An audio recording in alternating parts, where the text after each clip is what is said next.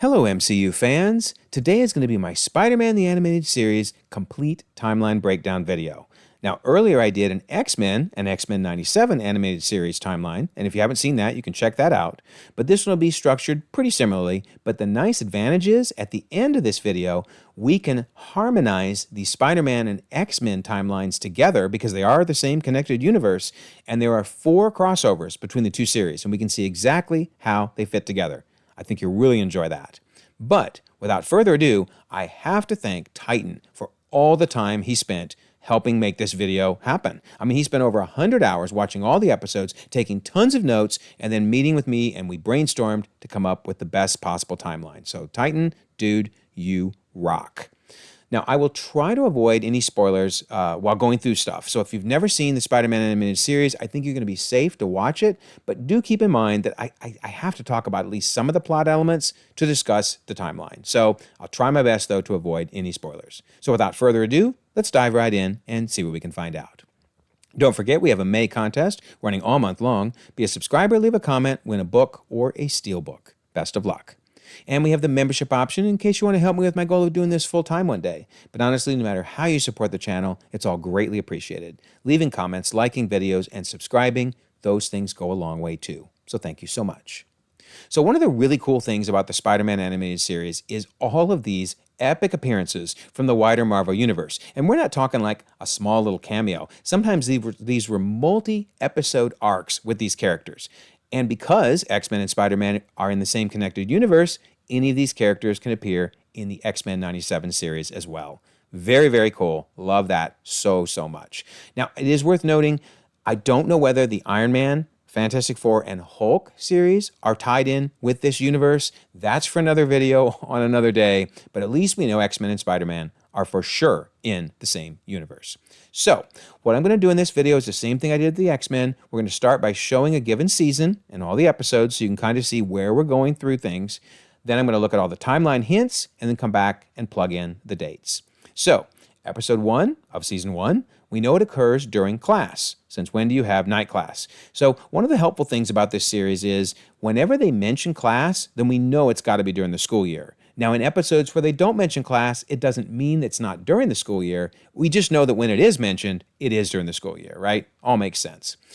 Then we also get these newspapers. I will bring them up from time to time. Notice this one is dated 1994, and we're going to see that they're not always reliable. In fact, they are humorously unreliable at times, but I think this one helps, placing us in 94. All right, so episode 3, this is helpful. We know that he battled the Spider Slayer months ago, and that's referring back to episode 2. So there's at least a couple months gap between episode 2 and episode 3. Episode 4, I'm just bringing this up because it's interesting and will come up again in season number 4. So Quentin Beck, who's of course Mysterio, was arrested a year ago for a crime before he became Mysterio. So just Quentin Beck himself. And so that would place it in 93. And then we're going to see when we get to season 4, they refer back again to this 1993 incident. It's very interesting. Really well tied together, this series. We get another 1994 newspaper. Okay, they're being consistent so far. A couple things to point out here is notice in the upper left, Saturday. Every single newspaper is dated Saturday. So does he only do one a week? I don't know. And then notice to the right of the copyright is J3 Enterprises for J. Jonah Jameson. Pretty clever. All right, so 1994, we're going to stick with that. It works. Episode 5, he's tutoring Felicia. He says a date with Felicia Hardy. Finally, sure, I'm only taking her to a science exhibit as her physics tutor, but after that Spider Slayer business, I didn't think she'd ever let me see her again. So, okay, we know this is during the school year. Same with episode 6. He's tutoring Felicia. I have enough men asking me out, but a good tutor, that's hard to find. I love the fact, by the way, Peter, on a different day, a different episode, same shirt, right? He's always got that shirt on. I want this shirt. I want to wear it around town. It's epic. So 90s. All right, so episode 11. This is a very helpful timeline hint. He says to the Hobgoblin, it's a little late for Halloween. So we're probably talking November then. Okay, great. That is all they give us. Not a lot, but enough to hopefully structure a pretty confident timeline for season 1. So we know that episodes 1, 5, and 6 have to be during the school year because he's tutoring. We know that episode 3 has to be a couple months after episode 2 And we know that episode 11 is in November because it's a little after Halloween. So we can kind of fill in some things from here. I'm going to say that the episode 1 was spring, and then that episode 5 and 6 were fall semesters. The reason is because we need this gap between episode 2 and 3. But so August, and then, that would put us probably in like a June, at least 2 months. But we also know that the Hobgoblin one is in November. So to make all this fit, I think this all makes sense. And then once you get the solid stuff in, you can kind of fill in the gaps. You can look at whether an episode is a two-parter or not. I will point out, notice episodes 8, 9, and 10, which we now have in October of 1994. That is the Venom saga with the symbiote. That is important because this will be referenced a couple times in later seasons, and then we can round out the rest going into January of 1995, again by looking at what seems like a gap, but not much of a gap between some of these episodes. So there you go. That is season number 1. And I will say multiple times throughout this video, I really want your feedback. So if you think something is just wrong, let me know. But I don't know that this has ever been... anyone's ever tried to do it to this level of detail, so there wasn't much frame of reference to look at. We couldn't cheat. This is an original concept here. All right, so we go on to season number 2. Season 2 is interesting because it is a 14-part episode arc that basically happens over a 2-month span of time. So yeah, we don't advance the timeline very far here. Okay, so what do we know? We know in episode 1, Peter's in school. Hey, he's wearing a different shirt. Yay. Anyway, time to study, go out on dates, etc. So he's talking about being in school. Episode 1 has a 1995 newspaper. Okay, notice Saturday again. So could be that we have moved to 1995. Then we also get another 1995 newspaper in episode 3. So we're gonna say we're in 1995. That's great. This is really important. Episode 3, they have a date at Coney Island. He says, sorry about the rain. And she says, it doesn't really seem like a problem. And they do end up sharing a romantic kiss together. So keep that in mind. Episode 3, Coney Island. Episode 4 through 5 is X-Men, guest star, big, two episode arc. Really cool. And of course, it results in Spider-Man and Wolverine fighting each other. But we will also see in a later episode that they do end up becoming pretty close friends. So, all right, great. Then, look at this. Episode 7, Peter's avoided MJ for days. You've been avoiding me for days. I mean, last week when we went out at Coney Island, blah, blah, blah, blah, blah. So that means there's only been a week between episode 7 and episode 3. Like I said, this really is a short span of time because all 14 episodes are connected. It's the neurogenic nightmare. All right, here we go. So episode 10 has a 1996 newspaper.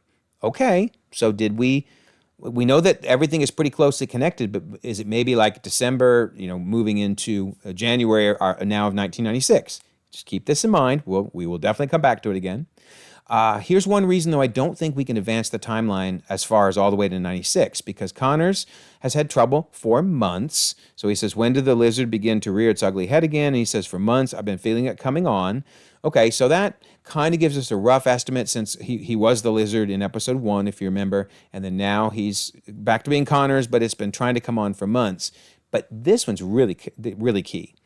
Connors was right about something all those months ago. He says, I'm sorry, Connors, but you were right all those months ago. The technology's not worth the risk. So they're referring to the events of season 1.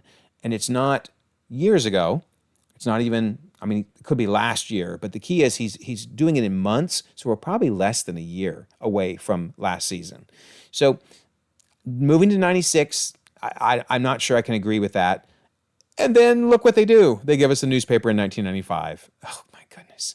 How do they do this? How in the same season do they go 95, 96? Oh, but 95. So I really do not think we can trust these newspapers as a reliable source of information, unfortunately. So I think we're still in 1995. Then it is worth noting that episode 14 ends with a cliffhanger. He says, I told her I'd be with her when she meets her father. And then that's her father and Mary Jane walking around the corner. And of course, she vanishes. I'm going to avoid spoilers again. Just trust me, she's gone, and he does not find her. So we end with a cliffhanger. Okay, so season 2, what do we do with this? Well, we don't know a lot. We do know that episode 3 and episode 7 are within a week of each other. Remember, they were out together, and then he's avoided her for a week. We also know that episode 1 is during the school year, so we at least know that much, and that's about it. Other than, and this is key, Episode 14 seems like we are just months, many months, but many months away from season 1. So that's why I do not think we've jumped into 96. I think we're still in 95.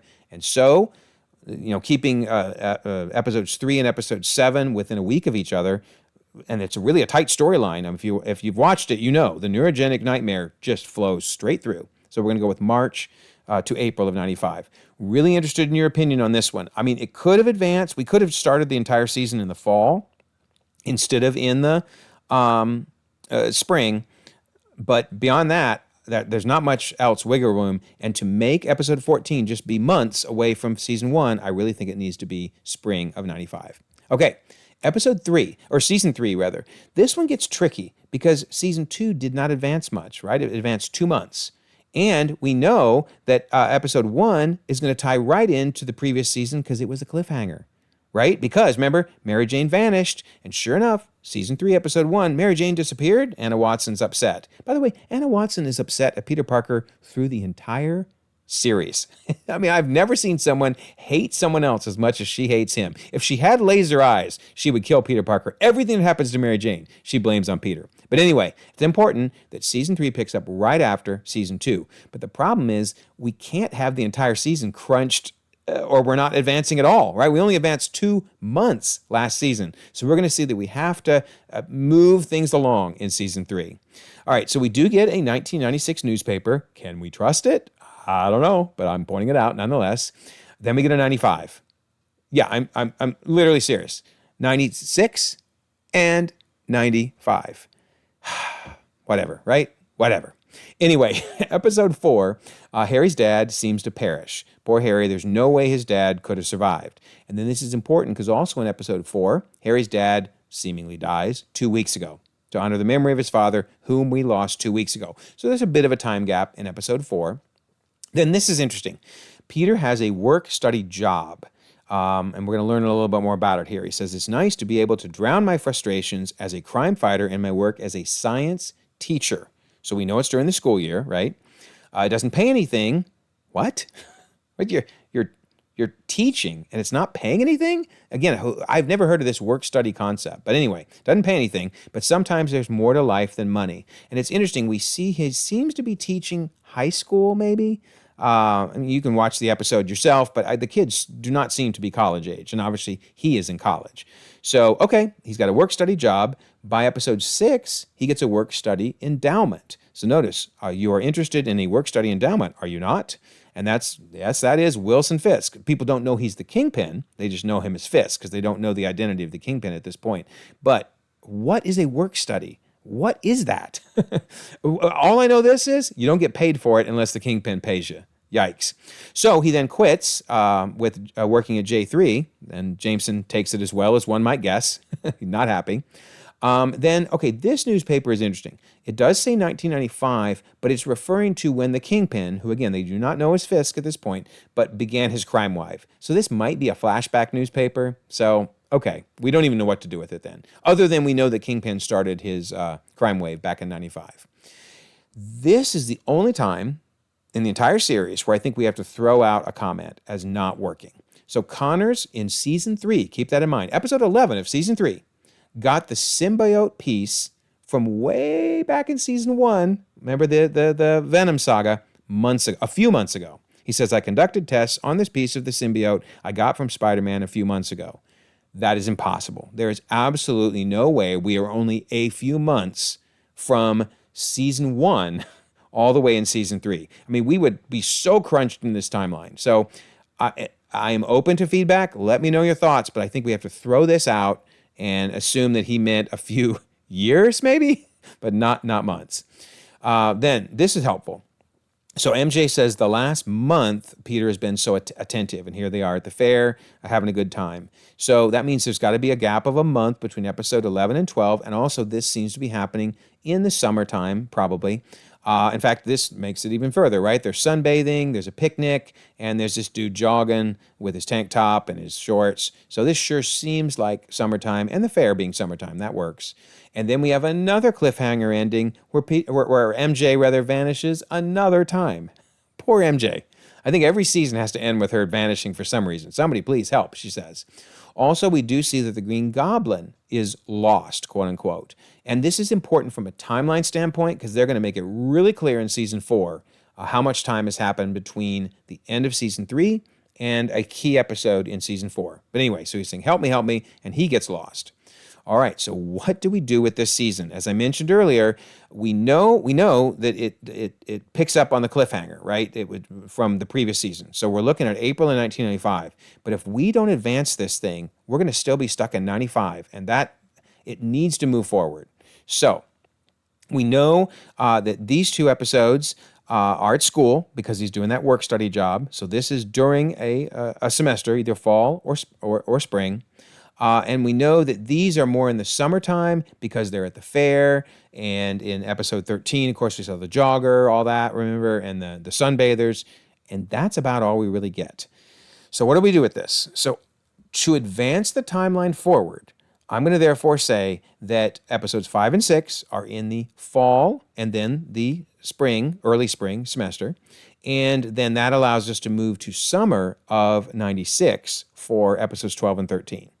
Is this necessary? I mean, it's not necessary other than if we don't do this, the timeline is stuck in the past. So that's why I think this makes sense to do this. So then we can fill the rest in based on the episodes that are clearly back-to-back episodes versus the ones where we could try to put a gap in. I mean, there's nothing that says episodes 2 and 3, for example, have to be between July and October. We just have to move this timeline forward. The only thing we know is that episodes 11 and 12, there's probably that month gap because MJ said in the last month we've had so much time together, blah, blah, blah. And then, again, connecting the ones that are definitely follow right after another episode, we can go with June of 96. And so there you go. Season 3 is just interesting. I just think we need to move the timeline forward. Let me know your feedback, as always. Okay, good news is Season 4 and Season 5 are much easier. So here's Season 4. Let's look at the timeline hints. Remember, Season 4, Episode 1 picks up right after Season 3's cliffhanger because now Mary Jane, she's gone. And of course, who's going to blame Peter? That would be Anna Watson, her aunt. Cannot stand Peter Parker. Then here again, we see a newspaper in Episode 1 about the disappearance of this co-ed, MJ. And it's 1996. Can we trust it? I don't know. Who knows? Then this is interesting. So in episode 2, they talk about a jewel theft, which I won't go into any details on this to avoid spoilers and such, but notice he's searching for a March of 1980, and then when it comes up, within the last 20 years, and when it comes up, he says it was 15 years ago. Well, pretty simple math would put us in 1995, right?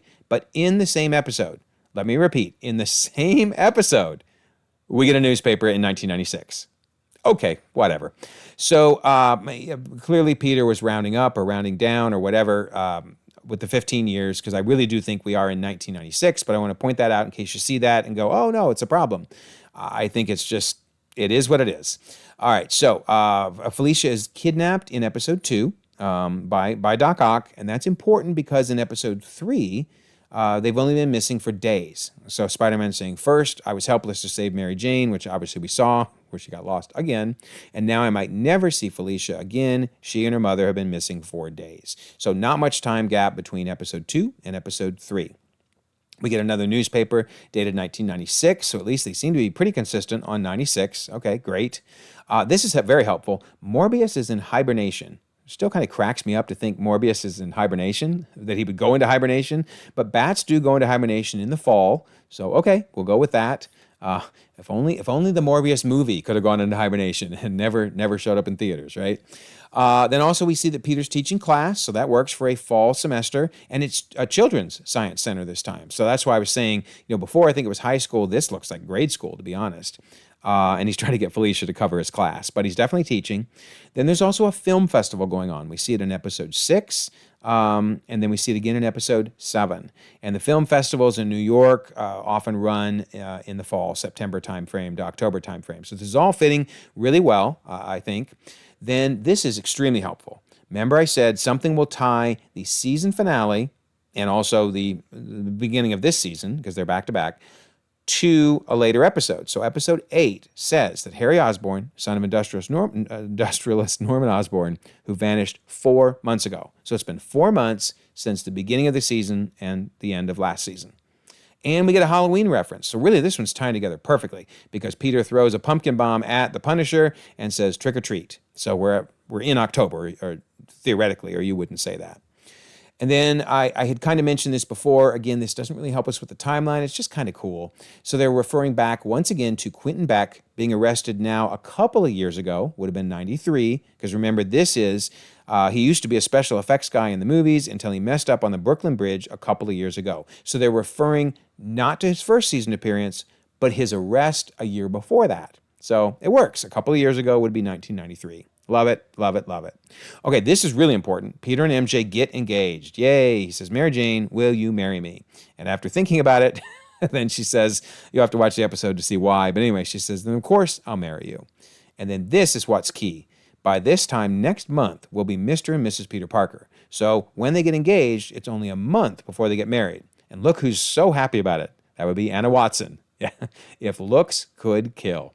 All right, so then in episode 11, Peter's found a new place for he and MJ to live. He says Peter Parker can protect himself in this neighborhood, but do I have the right to move MJ here after we're married? So we know they're not married yet, obviously, but he's shopping for new places to live, so probably a couple weeks has gone by.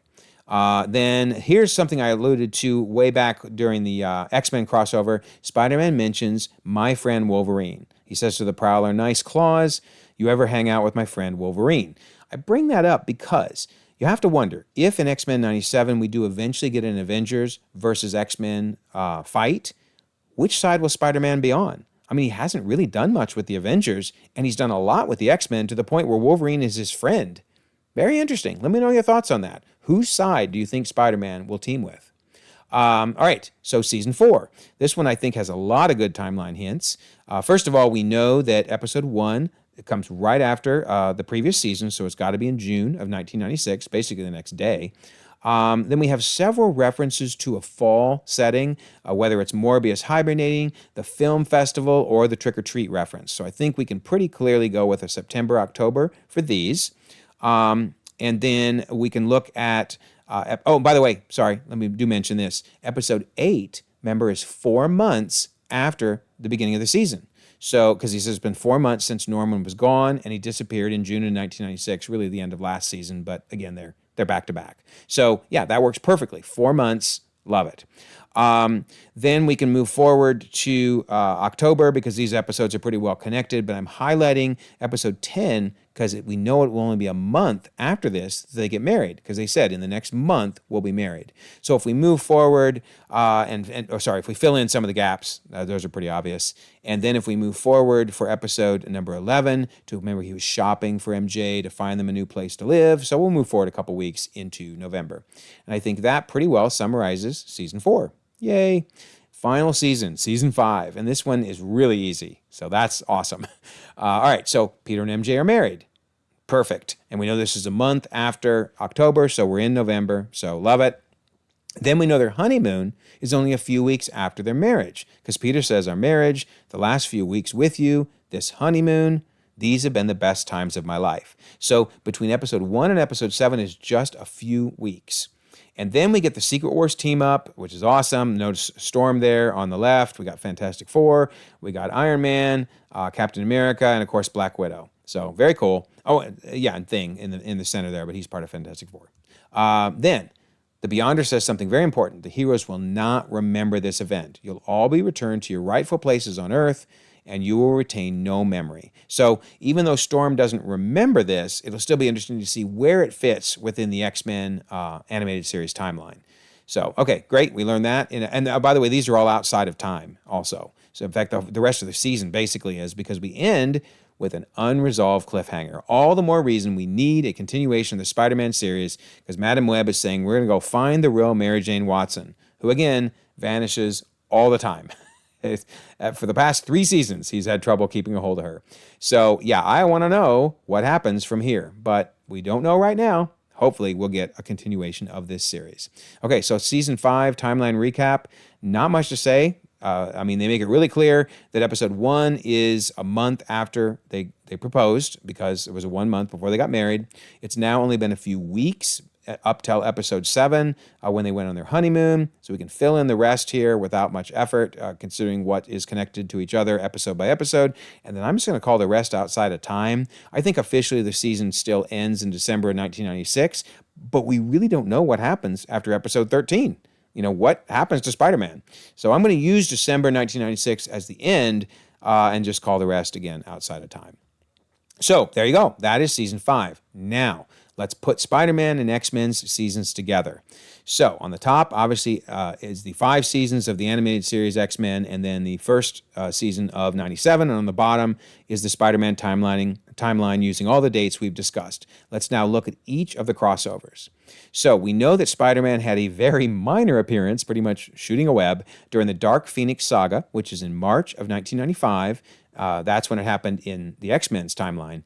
But I think in Spider-Man's timeline, that would place it between seasons 1 and seasons 2. So it would fit right in there before season 2 starts in, notice, March of 1995. And that's important because the X-Men appear in March of 1995 in Spider-Man's series. Oh my word. March is a busy month in the animated series. So I think that this appearance of the X-Men is between seasons 3 and seasons 4. So notice their season 3 ends in March and then starts again in March.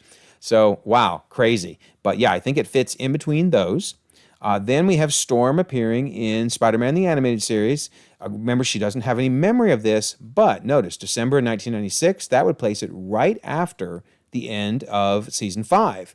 So this would kind of be Storm's next appearance before X-Men 97. Interesting. And then finally, we had Spider-Man appearing during the Tolerance's Extinction crossover, and it's in November 1997. So that will be interesting to see if we do get more Spider-Man. I sure hope we do. How will they tie everything together? Will they give us a wrap-up of that unresolved cliffhanger, and will that, so basically season 1 of Spider-Man 97, 98, who knows what they'll call it, will that occur before his appearance in X-Men 97? We'll have to find out, right? Be very interesting. But this, at least from the research we did for this video, again, thank you, Titan. You rock, dude. This is how we think it all lays out. Let me know your thoughts. Love to have your feedback. I will change things around if people have things they think we need to do differently. So keep in mind, Google Timeline document is out there. It's sorted by default by timeline because I love timeline order, but you can sort it by release order or by timeline order, and you can filter. You can either create a temporary filter online or you can download the document and do whatever you want to it. One of the things you can filter by is multiverse animated, and if you do so, voila, you have everything out there. I have updated now the Spider-Man series to be broken apart by seasons. And obviously, we still do have the Iron Man, Fantastic Four, and Hulk seasons to look at. I'm going to give it a shot. Titan's working on it. I'm going to work on it. We'll try to come up with something.